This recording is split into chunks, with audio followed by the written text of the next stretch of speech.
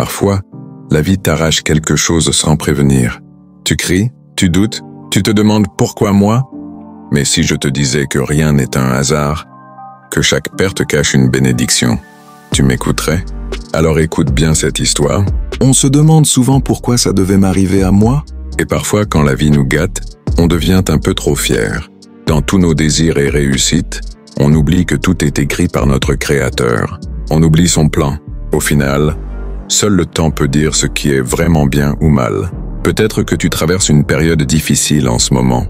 Ou peut-être que tu es tranquille et que tu oublies l'avenir. Alors cette histoire est pour toi. Cette histoire ne va pas juste te faire réfléchir, elle pourrait aussi te changer. Alors écoute bien jusqu'au bout. La fin.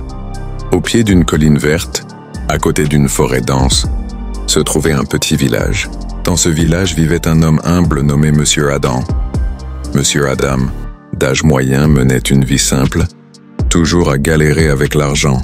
Pour lui, avoir assez à manger 2 fois par jour, c'était déjà une bénédiction. Mais même dans sa pauvreté, il avait une qualité spéciale qui le rendait différent. Il était toujours content de ce qu'il avait et ne se plaignait jamais. Monsieur Adam possédait un petit bout de terre. Il bossait dur dessus pour faire pousser des cultures. Son seul fils Daniel l'aidait, et un grand cheval blanc nommé Max. Mais Max n'était pas comme les autres chevaux. Il était super intelligent, bosseur et rapide. Il aidait tellement à la ferme que Monsieur Adam et Daniel l'aimaient énormément. Pour eux, Max, c'était presque un membre de la famille.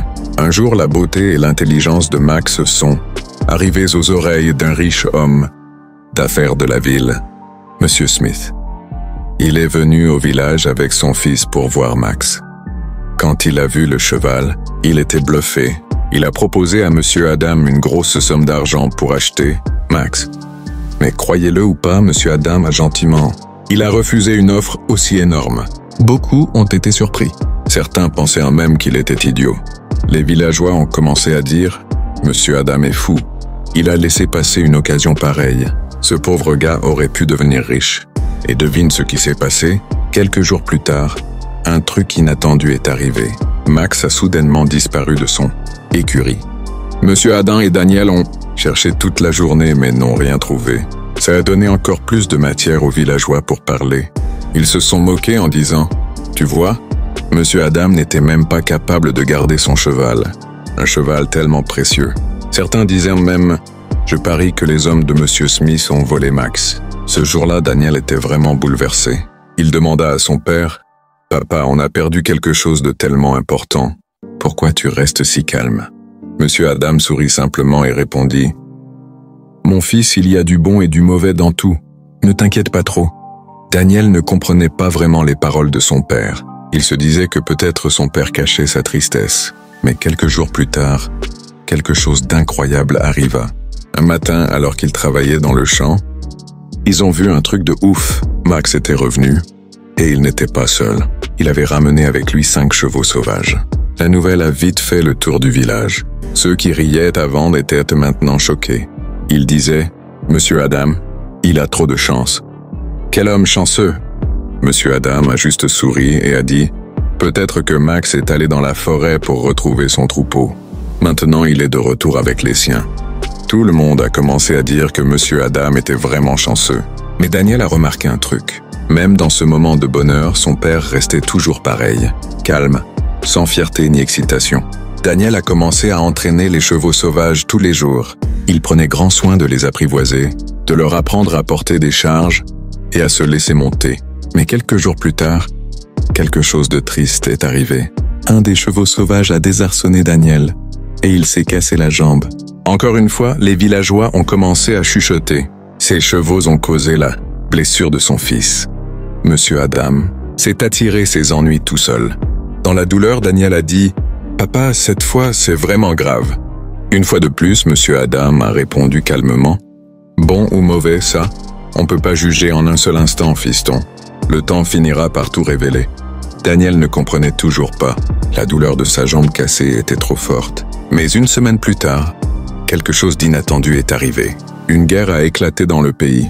La situation est devenue tellement grave que le gouvernement a commencé à prendre tous les jeunes du village pour aller se battre. Mais il y avait un avantage. Daniel n'a pas été pris à cause de sa jambe cassée. Beaucoup des gars partis à la guerre ne sont jamais revenus. Le village résonnait des pleurs. Beaucoup d'habitants sont venus voir Monsieur Adam en pleurant, en lui disant « Monsieur Adam, vous avez de la chance.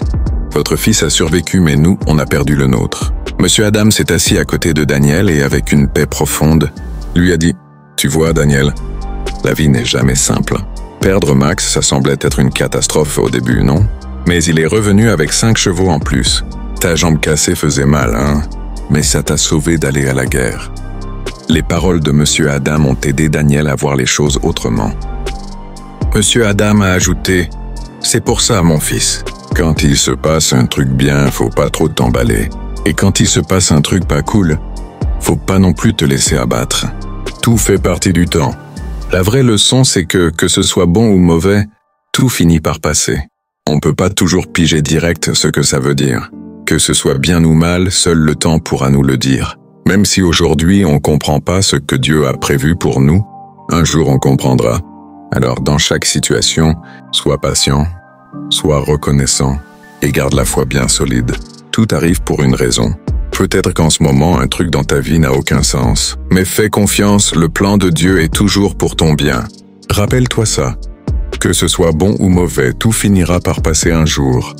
Ne craque pas dans les moments difficiles et ne te laisse pas emporter quand ça va bien. Il y a un équilibre dans tout.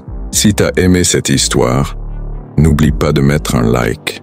Dis-nous en commentaire ce que t'as retenu de cette histoire et on se retrouve pour la prochaine. Prends soin de toi.